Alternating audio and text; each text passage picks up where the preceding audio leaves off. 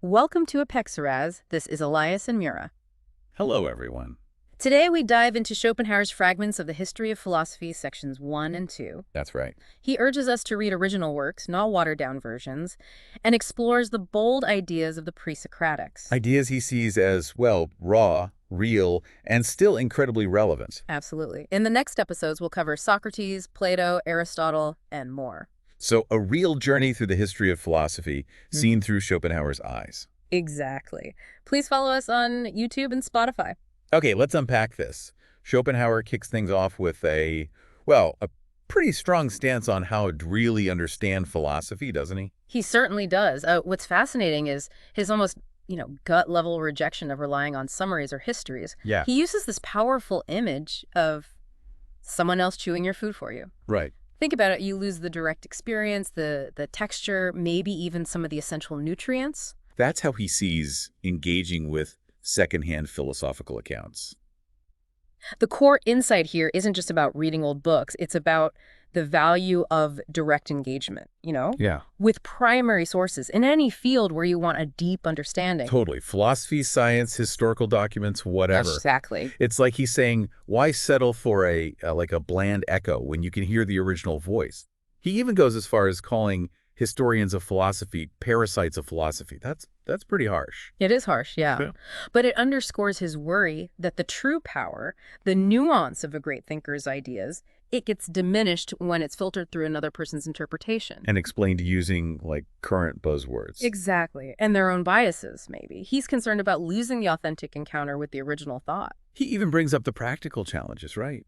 Pointing out that these history writers are often juggling teaching other commitments. Yeah, it makes you wonder how much time they can truly dedicate to a deep dive themselves. He mentions a brave Brucker as someone who actually did dedicate his life to studying original texts. That contrast highlights what Schopenhauer values. This really immersive, sustained engagement with the source material. Definitely. And his point about historians potentially being pragmatical, trying to impose a neat, logical order onto philosophical developments. It raises a crucial question for you, the listener. How much do we sometimes try to fit past thinkers into our current understanding of history, rather than letting their ideas stand on their own terms? That's a good point. It sounds like he's advocating for a much more personal, direct relationship with these foundational thinkers. He even proposes creating a universal chrestomathy, a curated collection of key passages arranged chronologically. Right. It's like he's saying, here are the most vital pieces, go explore and form your own understanding. Cut out the middleman. Basically, yes.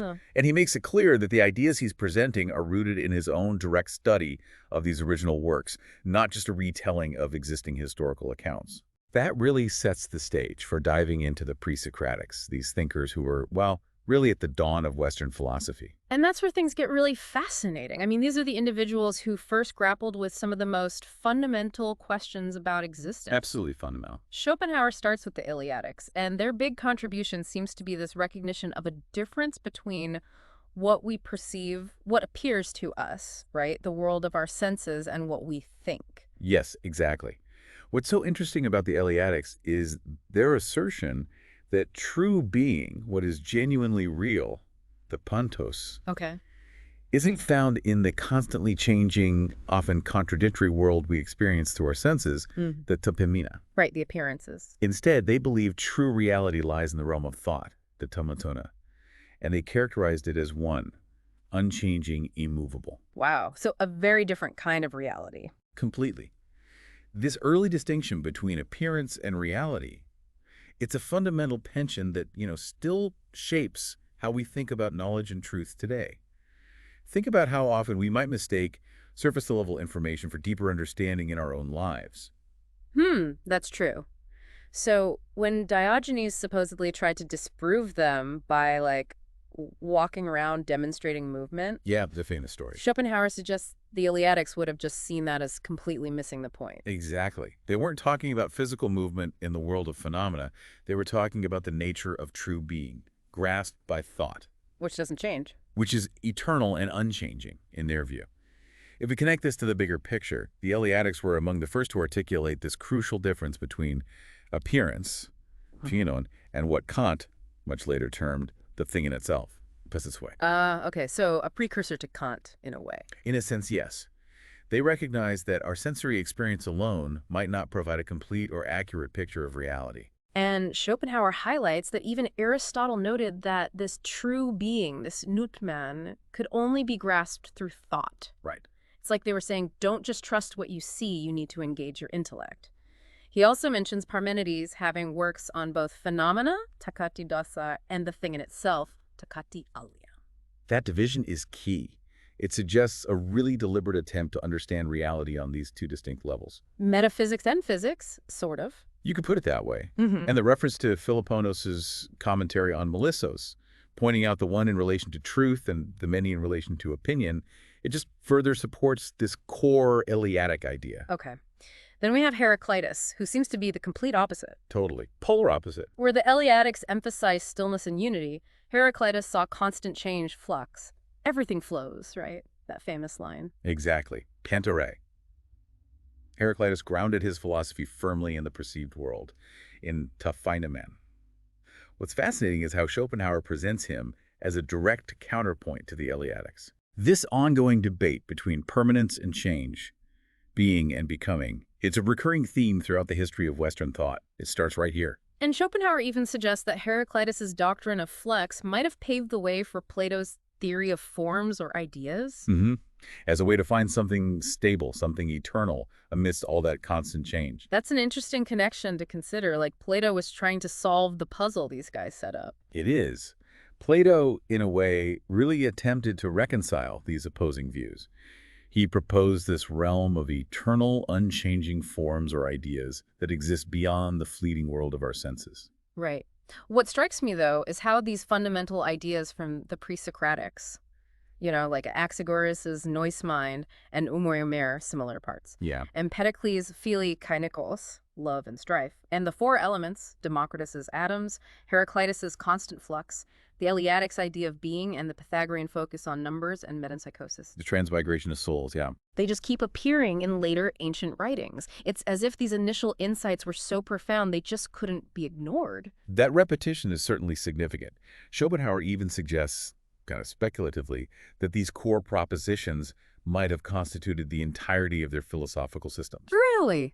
The whole thing? Well, he draws a thought-provoking parallel with later philosophers like Descartes, Spinoza, Leibniz, Kant, whose central ideas are also revisited and re-emphasized throughout their work. It makes you wonder if the most crucial insights often need to be restated, re-examined, hammered home. Maybe. Then Schopenhauer delves into Anaxagoras and Empedocles. Anaxagoras' idea of all things and everything, and the homo moroi is quite a concept. These basic similar components present everywhere from the beginning. It's a fascinating image, isn't it? This initial chaotic mass where the parties similarities of everything were mixed together. And then nous, the mind, steps in to create order, uses the smoothie analogy earlier, which I like even a sip of one flavor contains traces of all the others. Right. What's particularly interesting about Anaxagoras is the role he assigns to nous. It's this organizing principle that selects and arranges the homo moroi to form distinct objects, the partes dissimilares. But the separation wasn't perfect. No, as Schopenhauer points out, that's key, which is why everything still retains traces of everything else, according to Anaxagoras. And then Empedocles comes along with just four elements. Earth, air, fire, water, the classics. And instead of intellect, nous, he proposes love and strife. Phila kainokos says the forces that bring order. Yeah, and Schopenhauer seems to see this as a really key development. Why is that? Because it emphasizes the will, this inherent drive rather than just intellect, as the shaper of things. Schopenhauer, with his own philosophy centered on the will, clearly finds resonance there. Ah, okay. Makes sense for him. Absolutely. He sees a profound truth in this duality, this phila kainokos. He even finds parallels in the natural world, chemical affinity, electrical antagonism, this continuous interplay of attraction and repulsion. Like a constant cosmic dance, or maybe a fight? Or both. A quarrel leading to reconciliation, as Schopenhauer puts it. And then he discusses Empedocles' pessimism, which is quite striking. This view of the world as a veil of sorrows, diphosaur, a dark cave, the body as a prison for the soul. It sounds almost... well, it sounds quite bleak, but also familiar somehow. It does sound familiar. Schopenhauer himself draws connections between Empedocles' pessimistic outlook and what he calls true Christianity, as well as Brahmanism and Buddhism. Interesting. So this idea of earthly existence as a state of exile, suffering. The soul, caught in metempsychosis, the cycle of rebirth, and seeking liberation through virtue, moral purity, renunciation. It's a powerful and enduring theme across different traditions, isn't it? Incredibly so. It's interesting how he links this back to Pythagoras and Plato, suggesting a shared lineage of this ancient wisdom. Right. He sees Empedocles as a Pythagorean, likely influenced by Pythagoras, who in turn influenced Plato. And the concept of abstaining from animal food as a path to moral purity, that's also part of it. Yes, and Schopenhauer emphasizes Empedocles' clear belief in metempsychosis, citing various ancient sources. This notion of the soul's journey through different lives, seeking purification, release from the cycle of suffering, it was a significant aspect of many early philosophical and religious systems. Egyptians, Pythagoreans, Hindus, Buddhists. Wow. So many connections. It really is amazing how many echoes of these ancient ideas we still find today. Schopenhauer then touches on other pre-Socratic insights, like Anaximenes anticipating the Kant-Laplace cosmogony. The theory about how solar systems form. Yeah, with his idea of air and vapor as fundamental elements. And Empedocles and Democritus with their concept of a vortex, the dini. It's almost like they had these flashes of scientific intuition millennia ago, even if they were mocked for it later. It really is remarkable. He even connects modern chemistry back to the Pythagorean philosophy of numbers, the idea that the fundamental properties and causes of things are rooted in numerical ratios. And the Pythagorean anticipation of the Copernican system, the sun-centered model. That's pretty well known, right? It is, yeah. And Copernicus himself apparently acknowledged them. Schopenhauer laments that Aristotle rejected it, actually. Interesting. It reminds us that intellectual progress isn't always a straight line. Sometimes ancient thinkers had surprisingly accurate insights that were later rediscovered or maybe just ignored for a while. Definitely. And his point about Fourier's and Cortier's discoveries, regarding the Earth's internal heat, confirming ancient doctrines. Particularly the Pythagorean idea of a central fire. Exactly. It's mind-blowing. Even the ancient consensus about the world eventually being consumed by fire has parallels in some modern scientific theories about the sun's eventual expansion. Whoa. Absolutely. And the mention of the Pythagoreans understanding the Chinese yin and yang under the name Sinai Archai, that just hints at potential cross-cultural influences and connections that we might not fully grasp today. Okay, so a lot going on there. Finally, Schopenhauer connects his own metaphysical understanding of music to the Pythagorean philosophy of numbers. Yes, this is a fascinating part. This idea that music, with its foundation in numerical ratios of tones, reflects the fundamental structure of the world, both microcosm and macrocosm. It's a powerful, maybe somewhat abstract idea. It is quite abstract, yeah. Schopenhauer sees melody as expressing the movements of the will, our inner experience, our drives and desires. Okay. While harmony represents the objectification of the will in the broader natural world, the structure of reality itself. So music becomes a kind of parallel reality. Exactly. Grounded in these mathematical, numerical relationships, rhythm, intervals based on vibration ratios. It all comes back to numbers for the Pythagoreans, and Schopenhauer sees a deep truth there. And he even speculates that the use of logos in the Gospel of John and in Philo, Logos meaning word or reason or ratio. Might have origins in this Pythagorean concept of logos as numerical relation, ratio numerica, representing the innermost essence of being. Like, in the beginning was the ratio. It suggests a deeper, more ancient understanding of the fundamental principles governing reality, one that could have influenced later religious and philosophical thought.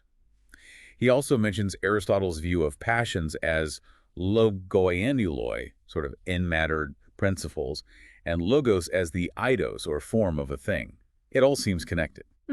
He concludes by discussing Pythagoras' influences, doesn't he? Particularly his time in Egypt. Yes, and the possible Indian origins of some of his beliefs, like metempsychosis and reverence for animals. Schopenhauer emphasizes the significant influence of Egyptian culture and religion on Pythagoras, pointing to similarities in their priestly structures, respect for animals, astronomical knowledge. Even the prohibition of beans, apparently an Egyptian thing. So while acknowledging Pythagoras' wisdom, Schopenhauer seems to suggest it was maybe more about what he absorbed and transmitted from other cultures than entirely original thought. He cites Heraclitus, saying Pythagoras practiced inquiry more than any other man, but his wisdom was a knowledge of many things and an art of mischief. Ouch. So maybe more of a synthesizer than an originator, in Schopenhauer's view. Perhaps. highlighting the transmission of ancient wisdom across different civilizations. So what does this initial deep dive into Schopenhauer and the pre-Socratics reveal to you? I mean, for me, it's this really powerful reminder to go directly to the source, right? To grapple with original ideas ourselves, rather than just passively accepting interpretations. It makes you think about what food for thought you might be letting others masticate for you, in various areas of your life. I totally agree. We've seen Schopenhauer's passionate argument for actively engaging with foundational thinkers. Yeah. And in exploring the pre-Socratics, we've witnessed the very beginnings of Western philosophical inquiry. These thinkers, tackling fundamental questions about reality, change, the nature of existence, questions that honestly continue to resonate and shape our understanding today. They really do. And reflecting on the pre-Socratics, how do you see that tension, the one they highlighted, between the perceived world and the world of thought playing out in your own understanding of reality? It's a dichotomy that still influences how we approach knowledge, truth, everything. It really does. This initial glimpse through Schopenhauer's historical perspective and into the dawn of philosophy, it offers such a rich foundation for our ongoing exploration. Definitely. We really encourage you to seek out these original sources yourself if you feel inspired. And join us for our next deep dive as we continue this fascinating journey through philosophical history. There's so much more to uncover.